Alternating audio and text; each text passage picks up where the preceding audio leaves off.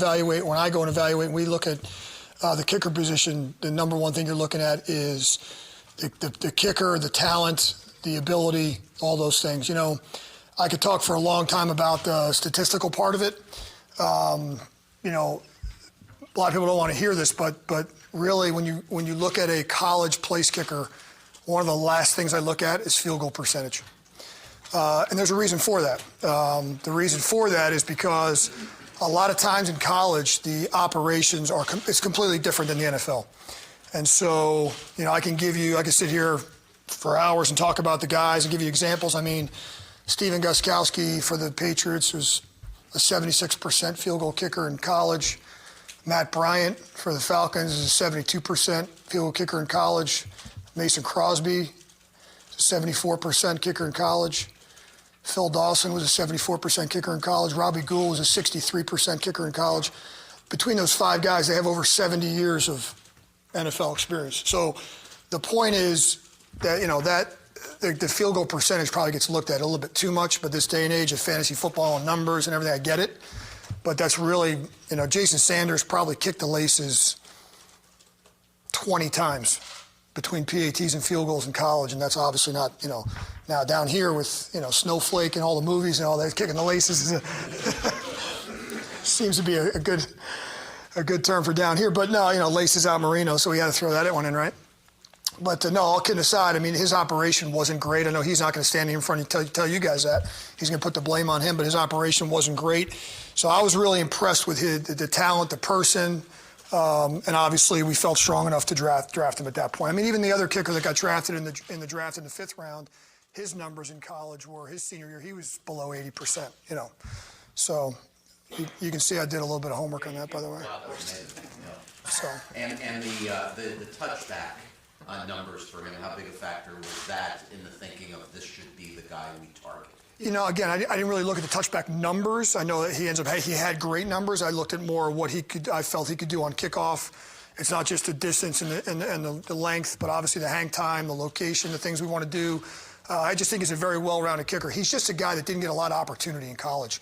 He's a guy that only had 35 field goal attempts because his head coach went for it a lot of times in the red zone. Bob Davies, an aggressive coach, he didn't kick a lot of field goals. I think he had more long field goals than short field goals because it seemed like every time they were close, they went for it. You know, he obviously did a really good job on his PATs and his kickoffs. I feel like if he was a guy that was in a Power 5 conference, he would have been a much more of a household name, if you will, and might have been a little bit higher up the draft board. But it worked out great for us. So. And the last two young kickers that you've been drawn to, that you've brought in here, both have the common theme, Andrew Franks and him, of strong legs. To you, is that paramount in looking for a field goal kicker? Leg number one on your list, or strength and distance of field goals? You know, I don't know if it's number one, certainly up there. I'm not going to say it's number one, but obviously you want a guy, and I call it an NFL leg. I mean, you want a guy that's got an NFL-type leg and is able to do a lot of different things and have the ability to give you a lot of different things and have great range. That certainly helps. It's probably easier to take a guy with great leg strength and get him a little bit more in tune or fixed or technique-wise on field goals than it is to go the other way. It's much harder. You can't teach leg strength. You can teach a guy technique. You can teach a guy to get better at certainly at accuracy and things like that. You can't teach. It's like a baseball comparison. You're not going to teach, you know, a singles hitter to be a home run hitter, more or less. You know, I'll give you a baseball analogy, but you can certainly teach a home run hitter to make more contact and things like that. And so, you know, the power and the strength and those things were certainly, you know, and I've heard the things about the altitude and certainly, I mean, he's not going to pick his school by the altitude. So, I mean, certainly it was beneficial at some point, but he played plenty of games that weren't in high altitude and did very well. And again, there's a lot of comparisons I can continue to give you, but Darren, yeah. How do you judge mental toughness when you look at a young kicker? It's hard. It's probably one of the hardest things to do. You know, if I had to give any knock on Jason Sanders coming out, it would probably be just didn't get enough opportunities. I'd like to see him get more opportunities. So, you know, to be put in the fire, if you will, a little bit more would have been a little bit nicer to see. But again, that wasn't on him. And so, you know, mental toughness is a really, really hard thing to judge. I really like his demeanor. I like his background. Obviously, spent some time with him. He comes from a military family. He's got two brothers that are serving right now. His dad served in the Air Force. He's got two brothers that are serving in the Air Force right now. Kind of really liked, you know, he's the youngest of 4 kids. And for a guy having 5 kids, I kind of know what that young guy's like. He's a little bit competitive guy. And my little Spitfire 11-year-old, he's He's a competitive son of a gun. So, I mean, all kidding aside, I really like his makeup, his background. It's tough to, at the end of the day, figure it out. But the thing I like about him is his mentality. He's one of these guys that's always right here. I really like that in a specialist. A lot like Matt Hawk, never gets too excited, too high, too low. And so I kind of like that. Again, everything remains to be seen. How he performs is going to be the bottom line. We all know that. And the other guy we haven't really talked about is Greg Joseph, the free agent we took from Florida Atlantic, another guy with a really big leg. He's got a really good kickoff leg, and he's got to work some fine-tune some stuff with the field goal. But he's another guy, when you guys see him kick, you'll be very, very impressed with his leg strength. Another guy. Darren, you decided, the organization decided not to bring another punter. What did Matt do last year to give you confidence that he didn't need the opportunity? Yeah, I just think his best football's ahead of him. I think, the one thing you got to remember with rookie kickers and punters is when they come in, if they make a team and go all the way through, they end up punting or kicking for 18 months in a row. What do you mean? Well, they just finished their college season, right, for a year, for the time. Then they train for the NFL the entire time, and they get right into the NFL season. Then the NFL season is a long year. So Matt Hawk was on an 18-month punting, streak, if you will, and so he hit a little bit of a wall at the end of the year. But he's got a tremendous upside. I really feel like his best football is ahead of him. Really high ceiling, very talented guy. Really like where he's at. I only think he's going to get better. So I didn't feel at this point. I felt like he needed the reps in camp and really didn't feel like we needed to split time with him with anybody. Riz, regarding the kickoffs, I think you were consulted, right, about changes that Yes. should be made. What do you think of the changes that are on the table or have been reported on the table, and what do you think should happen with kickoffs in the immediate future? Yeah, so just give you a little background. So I was part of a committee that went up to New York, and it was part of the discussions about, I was on this, the kickoff committee. I really felt like it was a really productive and positive experience and productive and positive meeting. Myself and 8 other special teams coaches from around the league got invited to go up. And what we had done is a couple weeks leading up to the meeting, we kind of got together and looked at and the kickoff play as a whole. We all know the NFL is trying to make this play a safer play. At the same time, want to keep the play competitive, want to keep it exciting, want to keep it, the fans in tune, didn't want to make a ton of wholesale changes. So the bottom line was making the play safer. And I felt like we got together, came up with a collaborative effort and went in with a proposal.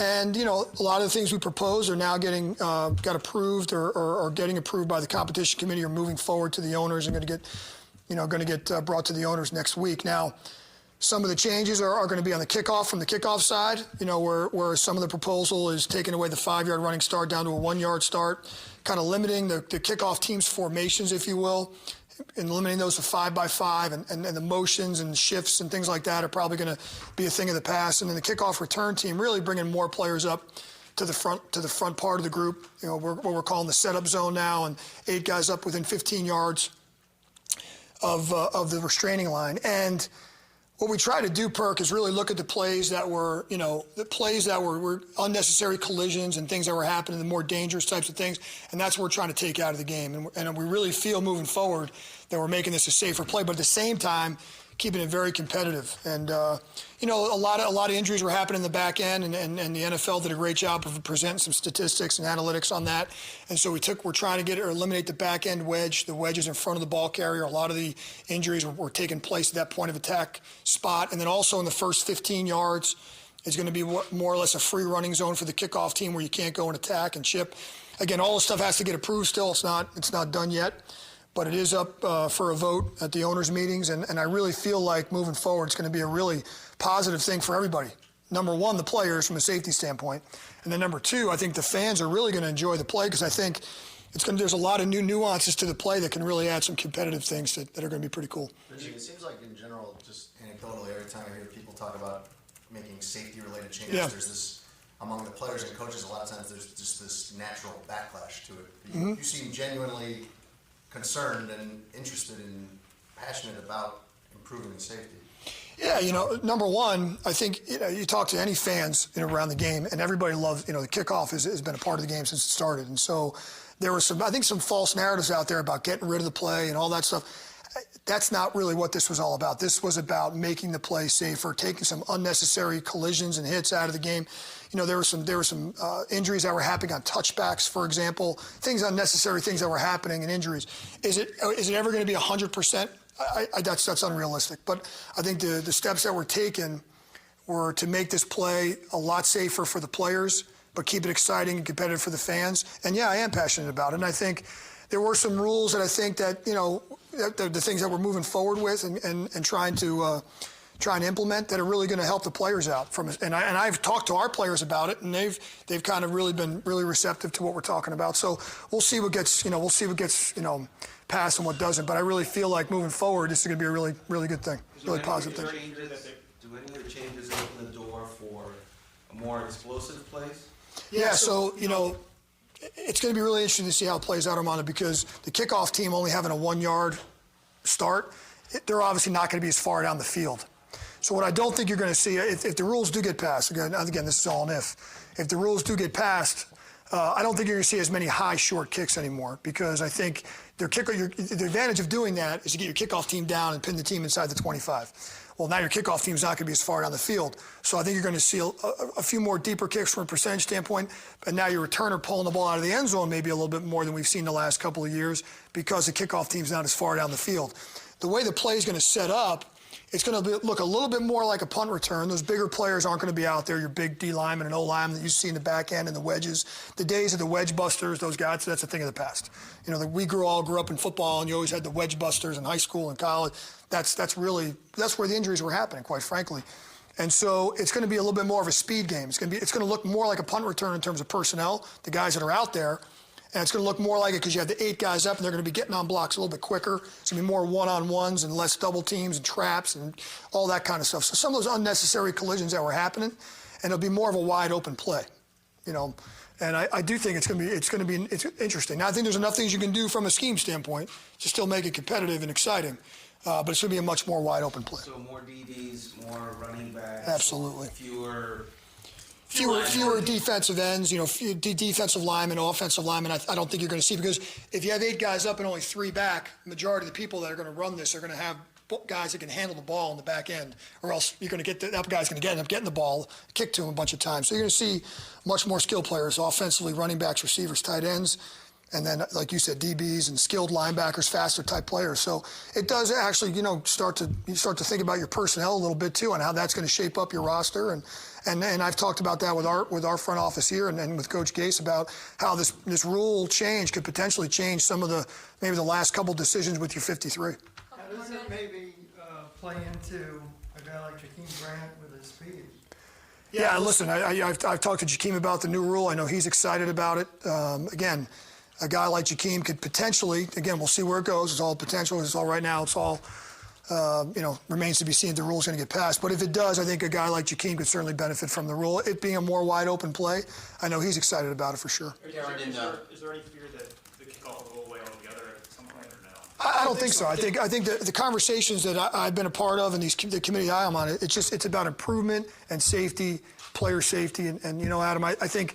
Listen, we're making some changes now, and I think that you can continue to make, as you just continue to look at the play and continue to see where these things are happening and take some things out of the game. I was going to ask you, Landry, obviously you lost a guy, 89 career punt returns here, 12 last year. Who replaces him as an option, along with Jakeem, obviously, as a punt returner? Yeah, well, we've added a couple guys onto the roster that have had a return experience. I mean, obviously, we all know Amendola did it with New England.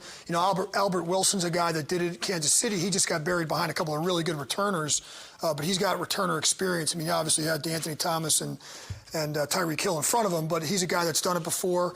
And then, Kalen Ballage was a kick returner at Arizona State, and he had a big body that can run really well, and he had some really productive kick returns. So we've kind of added a couple pieces there as well. So you'd be open to Denny and Albert maybe getting some opportunities as punt returners? Oh, yeah, we're definitely going to look at all of them here in the preseason. And you know how we've done it, Barry. Just kind of, look at everybody and kind of see what the best, at the end of the day, when we get to September, kind of feel what our best competitive advantages moving forward. But all those guys will be part of the equation for sure.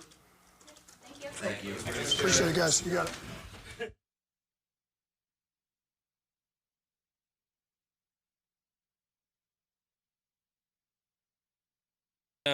The offseason program will go into week 5, starting next week. It's been really good to get these guys out here and see guys like Ryan Tannehill and Kenny Stills lead. And the throwing sessions have been you don't get to do a whole lot.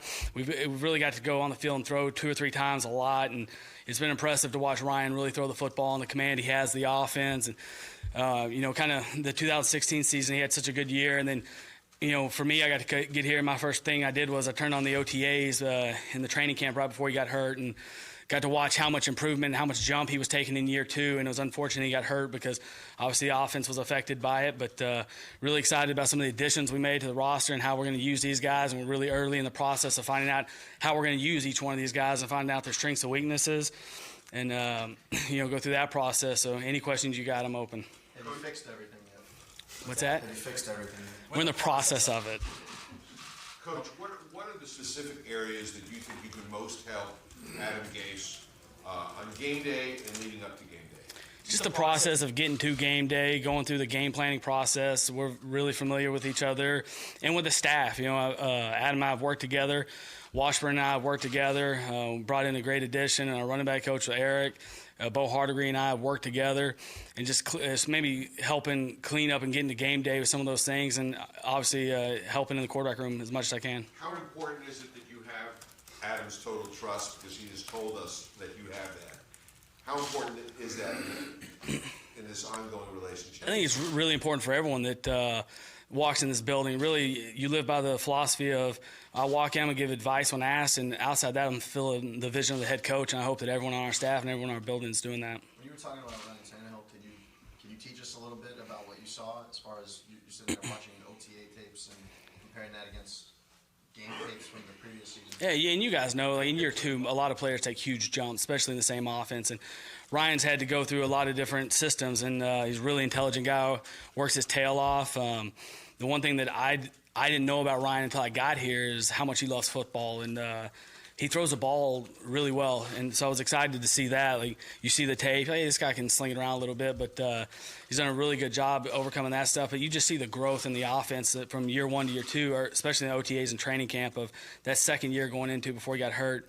Just his command line of scrimmage, his ability to fulfill Adam's vision with the offense, and getting in and out of good and bad plays. And you start to take command because you have confidence in it. The first year you're learning the system. The second year you're going in and you're making the mic points, and you're controlling the line of scrimmage and checking and signaling, doing all those things. And so some of those things in the offense in 2017 didn't get going the way that that we would have liked to get going that way, because when you lose your quarterback, you lose a huge part of your offense. Dal, the last 2 years has not been the offense Adam Gase wanted to run. What if things are working this year? What does it look like? What is this offense supposed to do? We're still in the process of trying to figure out what each guy does well. I think that's when you go back and you look at Chicago and you look at Denver. The one thing that I've always been impressed with Adam is his ability to get guys in positions to be successful, and by doing what they do well. And he takes a lot of pride in that. He works really hard at that and spends a lot of time at night studying not just the game, but studying individual players to know that, hey, Albert Wilson does this well. Devontae Parker, Kenny Stills, Jakeem Grant, like they all do. This is their skill set, and then building around, number 1, the quarterback, number 2, the offensive line, and then the skill guys, getting those guys in position. Obviously, we want to run an up-tempo, no-huddle offense that what Adam has done in the past, and that's where our vision is, and we're trying to get going that way. Personnel-wise, we ran out of 11 times. Do you see that continuing? Or, obviously, you got personnel to quick 4 wide if you want. Yeah, and we do. We're deep at wide receiver. And it goes back to the statement of we want to do whatever our guys are good at. Obviously, going into it, like before the draft, I was like, hey, we're going to be an 11 team. We're going to be a 10 personnel team. Like, we have really good wide receivers. We got depth and great competition.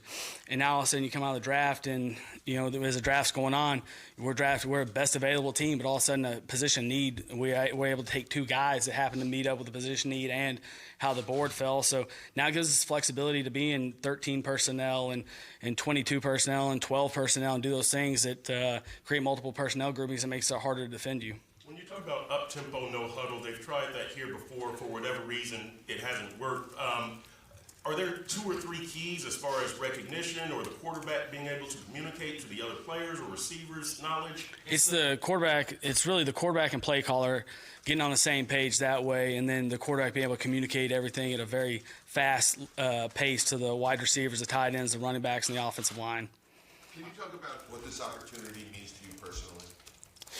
Just excited to be here.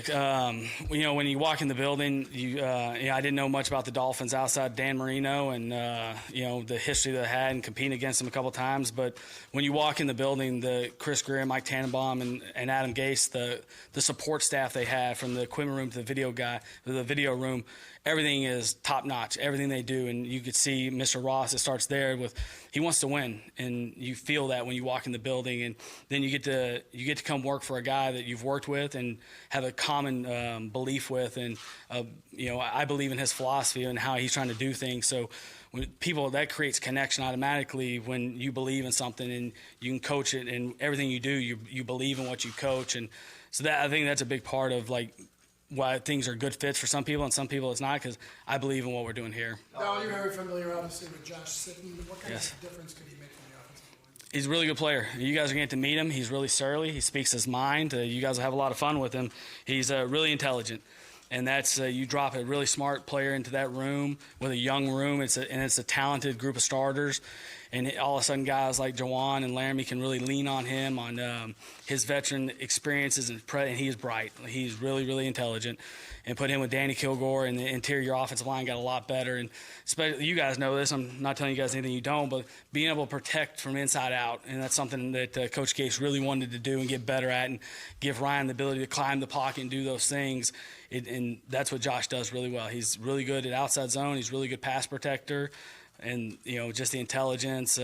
He's not like a vocal leader. He's a lead by example guy. He works his tail off. And there's certain things like the way he finishes in drills and stuff. And we're early in the process, 2 weeks in, but you start to see some of these younger guys watch him. He doesn't talk a lot, but they start to mimic what he does and how he finishes. And those are the leaders like Danny Amendola and Albert Wilson, like what they've really brought. They're not vocal guys. You don't hear them a lot, but all of a sudden you see Drew Morgan trying to copy something Danny did, or or one of these young Devontae watching something that Albert did, or Devontae, or what Danny did. So I think he's a lead by example guy that's really intelligent, that's really good at those two things we mentioned. When you watch the film, when you watch tape on some of the skill players that you have, that you brought back, and some of the free agents, was there anybody that just struck you immediately as, oh my gosh, I can't believe we have this guy, I can do some things with this? All of them. Okay. All of them. Parker, Stills, Jakeem, those guys all when you walked in, that was the thing. Probably could have answered better. Like the thing that got me excited was the skill guys. Like all of a sudden you got two tackles, and all of a sudden you get these skill guys that can run, and they all have different traits and different qualities.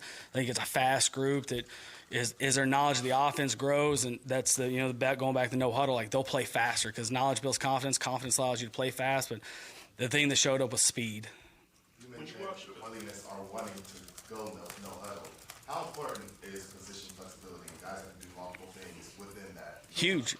Every spot on offense, defense, it's very important, and it's running the offense that we will run. You have to be intelligent. You have to be able to play multiple positions, and sometimes we're flipping the receivers from left to right, and sometimes they're moving with formation. So all of a sudden, when a concept's called, Devontae has to know, hey, sometimes I'm going to be the Z and Stills is going to be the X, or you got Jakeem and Albert and all these other guys who are competing for spots. Like you have to be able to move around, and that's when you throw these two new tight ends in the group with the group we have, and all of a sudden you have position flexibility to do a lot of different things and do things that are different, that appear different to the defense, but they're same concepts for us. We're just moving pieces around. Obviously, Ryan's knee has been a big part of the season, the storyline of the season last year. When you watched the OTAs, did you watch how he moved, and have you compared it to just the casual throwing out here? And is there anything you can share with us about how the knee looks? I didn't pay attention as much as that. Unfortunately, I'm a coach, not a doctor. And I trust our medical staff here. They'll tell us everything we need to know about that with Coach Gase, and we're in the process of putting together a good plan for him coming up with the OTAs. But what I've been able to see from him is he's a good thrower that can make all the throws, and he can attack you 53 1/3 and push the ball down the field the way we need him to do. And there's not a throw he can't make. And we're just in the process of cleaning up the communication thing. There's some fundamental stuff that we're working hard on, and as far as throwing, I haven't seen any limitations in anything. You sound like you're already completely sold on him. On Ryan Tannehill? Absolutely. So really fired up to work with him. Tal, the two tight ends that you guys selected. Yes, sir. What jumped out on tape to you about them, and considering you guys want to run an up-tempo style, no huddle, will they be able to make an immediate impact? I hope so. Anytime you draft people, you anticipate them coming in, making the impact that, early on. But the one thing that stuck out, obviously, with Mike was his athleticism and his ability to be flexed out and do the things that Adam's done in his past with tight ends flexed out. And, and the thing with Durham was really intelligent guy that could play and block point of attack stuff. So I think both of them are really good players on their own, but I think together in the rotation of tight ends, they complement each other well. I know it's early. How do you feel about your red zone possibilities? It seems like Gesicki would be a valuable weapon, Amendola perhaps. Yeah, I mean, you said it. There's a leading question with what we expect in the red area with Mike, because he does have the ability to play above the rim. You guys, I'm sure, have all seen the YouTube dunk videos. If that doesn't get excited about the red area, then something's wrong. But we do like the option to be able to have him down there. Obviously, Danny's done it for a very high level in the red area in Super Bowls and big games, and not only what he's going to bring down there, but what he's bringing to the offense and to the team and to the wide receiver room. When it comes to Caleb Malott, the running back, Yeah. what gets you excited about him and wanting to work with him? It looks like he also is a guy that has some position flexibility. He does. When he walks through the door, that's what they're supposed to look like. He's big, he's put together, and he's a really smart kid. And we're excited about trying to tap him out and take him, make sure his head's hitting the ceiling, because he's got size, he's got height, weight, speed, doing those things. We got to figure out what he does well, find out quickly with that stuff. But because he does have good hands, he can move around and do different things. He's got the size to sit in there in third down and be in pass protection that way. So he's a guy that shouldn't have a lot of limitations. We got to figure out those quick, and we'll put him in spots to be successful. So is he running back or more H-back? And he's a running back. And because of his size, the speed, and the ability to catch the ball, he can play on all three downs. But you guys know this, in third down, you got to be able to protect and sitting there and block linebackers and do those things and release and catch the ball. And he's got all those traits. Devontae Parker, what's one thing other than health? What's one thing that you've seen that has limited him, that has held him back a little bit? Just the obvious injuries. Just being able to get out there and be consistent. Through his. Through his career here, the one thing that's really impressive about Devontae is, for a long cut guy, he can get in and out of breaks. And that's been really impressive to watch on the field, to run those comebacks and be able to drop his hips. A lot of long cut guys struggle with that, and Devontae has the ability to do that. And I had the advantage of seeing some of the OTAs and training camp cut-ups that we go through, and it's like the first cut-up I turned on was day one of training camp, and he's playing above the rim and catching a red area touchdown. And we got to make sure that we max out his potential, because it's there, and we got to get it out of him. And I think familiarity with the offense, being in it for another year, playing with Ryan consistently, and just third year, you hope, or whatever year is, third or fourth, that he comes on, the light comes on, he's the player we expect him to be. Did you see anything specific though besides health? Did you see anything on the field where this is one of the main things you want to work on with him this offseason? Just consistency. And I think there's consistency just in fundamental here and there that he hadn't got to really master, because he's been limited. It's been impressive to see him fight through some of the stuff that he's overcome, to some of the being banged up, playing hurt, and doing those things. Once he gets healthy and plays consistent with Ryan, I think that his production will go up and be the player that we think he can be. They said that Drake is a guy that has breakout potential this year. Yes. What have you seen with him so far? Off the tape, the same thing as when we were going through in the draft, and if you had 3 Kenyon Drakes, you'd be really excited, because he's a guy that can play all 3 downs. And I've been sitting through some of the special teams meetings, and you don't realize how good he is on special teams as well. He's a complete football player, can play on first and second down, run outside and inside, go on third down. He's big enough to protect and catch the football. I'm really excited about that room, and with the addition of Frank Gore and the rookie and the things that these guys can do, we should have good competition.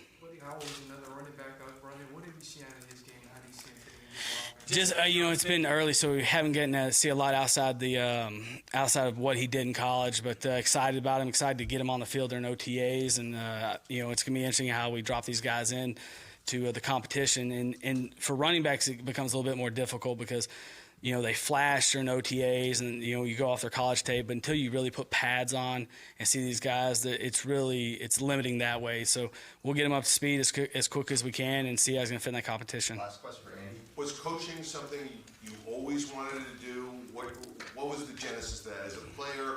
Yeah. Did you look to that, or how did you get involved. Yeah, everything. Since a very young age, I knew I wanted to coach, and I made every decision I made. Where I went to school, I was a high school quarterback at Abilene Cooper in West Texas. Then when I got done with that, I decided to walk on to Arkansas because I knew I wanted to coach. And I had a couple smaller school offers, but I knew I wanted to coach, and I thought I wanted to coach at the collegiate level, so I decided to walk on and at Arkansas and ended up playing in 50 games and earning a scholarship and doing some of those things. But I went there because I knew that it would give the connections that I would make there, and it is where I always wanted to go. But the connections I made there that would, help transition me into coaching is something I've always wanted to do. So, been really fortunate. Been around a lot of good people at an early age, and excited about coaching for the Miami Dolphins.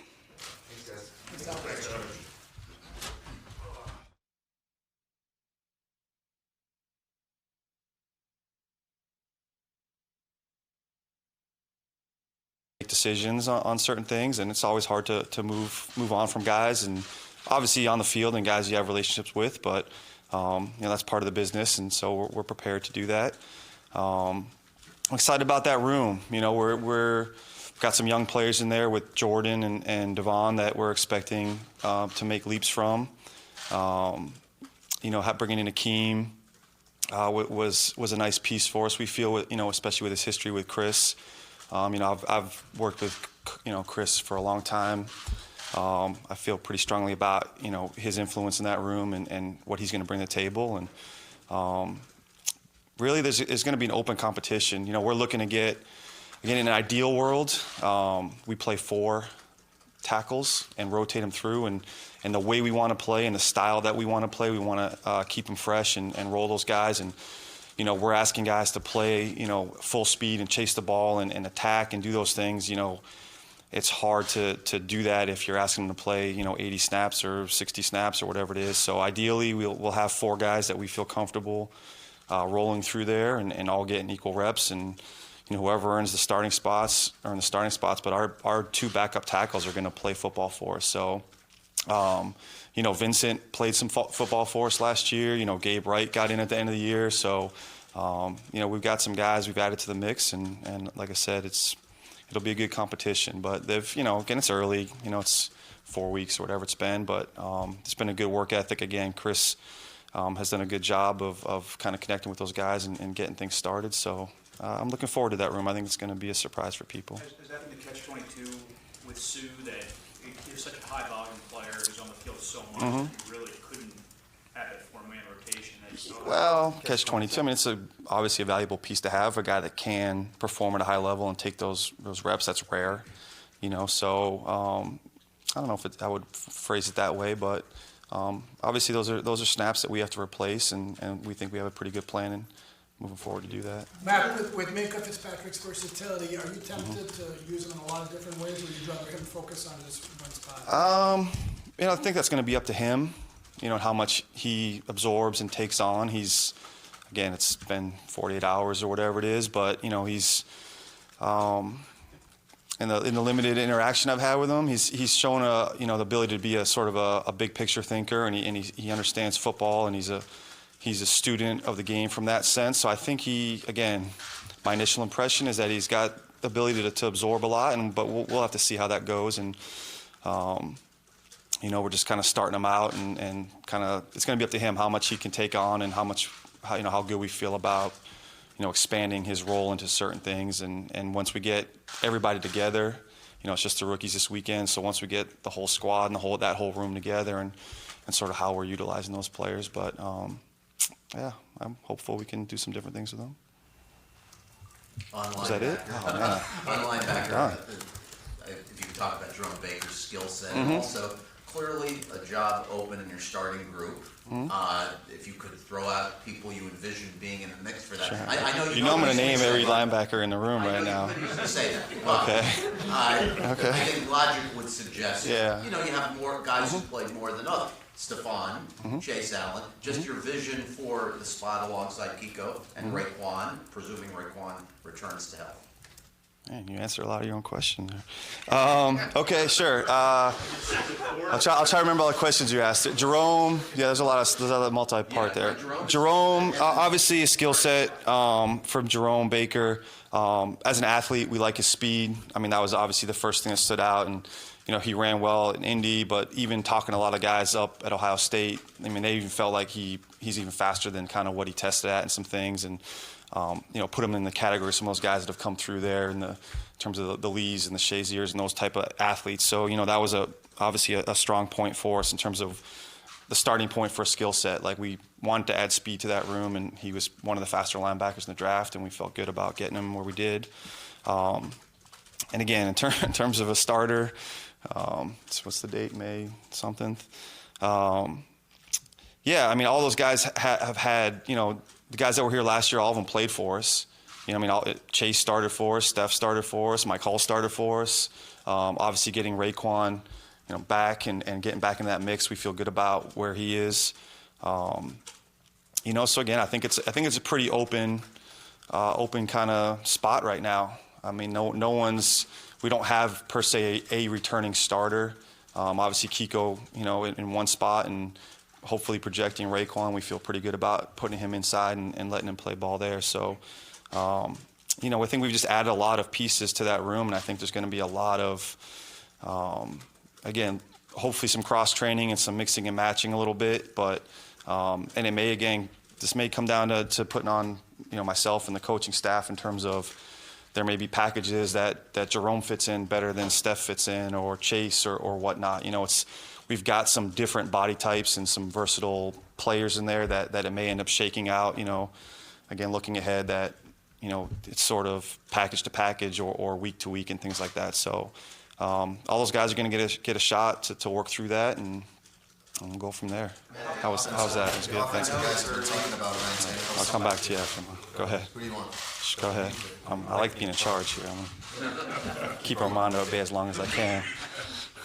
The offensive guys have been talking so much about Ryan Tannehill's return over and over and over. You guys, it's not exactly the same position, but you get your middle linebacker back. Mm-hmm. And in this case, we don't actually know that much about Raekwon because we haven't seen him play. You do, you've seen him on the field quite a bit. Yeah. Not as much as I wanted to. How big of an acquisition is this essentially for you guys that you're bringing in a starting middle linebacker? Yeah, I mean, if it works out the way we think it can and hope it does, that's a huge acquisition for us.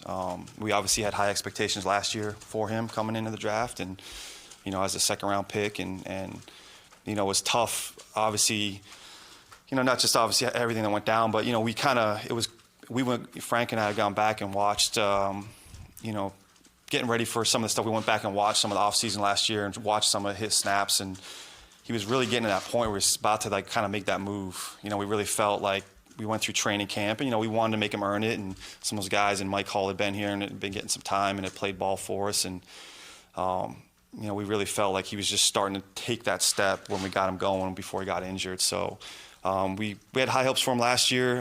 Nothing he's done since then has discouraged that. He's really been really in tune, really sharp. He's got all the leadership skills and things that we look for, especially at that position. He's worked his ass off to get better. He's rehabbed. I mean, he's in here every day. He hasn't shown any limitations so far, which has been encouraging. So, hopefully he's a big piece for us. I'm encouraged by him, and I'm excited to see him get some work. So I know that it's May. Okay. Disclaimers already out there. Can you explain the vision of T.J. McDonald, Rashad Jones, and Minka Fitzpatrick, 3 safeties? Mm-hmm. How does that play? I mean, how does that work? Did you say it was May? Okay. Listen, it's always good to have different weapons for me. And again, I know I mentioned this last year. Way offenses are going, and even you look at, some of the guys that we drafted on offense, at the tight end spot and running back spot and those sort of things. We're going to put the best 11 players in the field, maybe play to play, week to week, game to game in terms of our matchups. Like, I have a little bit of more comfort level now with just how to utilize those guys.